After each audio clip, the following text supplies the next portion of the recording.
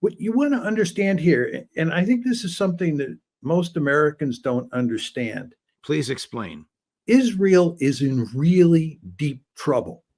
Right? It's in really deep trouble today. And more importantly, it has no way out. They were unable to defeat Hamas in Gaza, number one.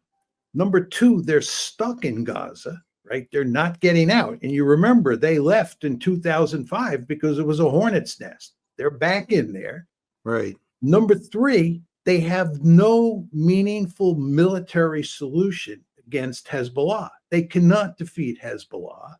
And with regard to Iran, even if they get into a war with Iran and they launch lots of missiles and rockets and aerial attacks at Iran and do a lot of destruction, Iran will still be there. And Iran, by the way, is on the road to acquiring nuclear weapons.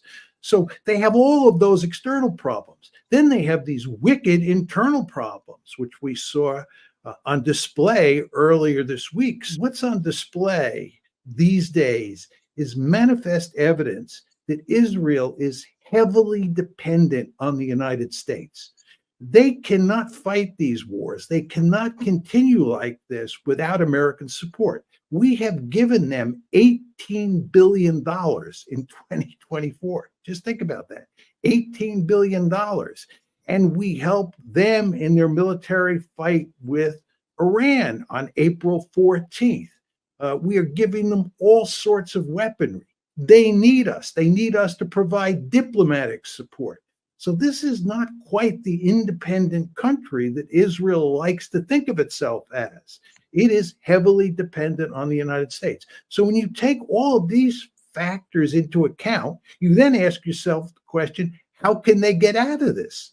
Attack Hezbollah in Lebanon? Are we serious? They did this in 1982. They did it in 2006. It was a disaster. Their army is worn out from what's happened in Gaza, where they haven't beaten Hamas.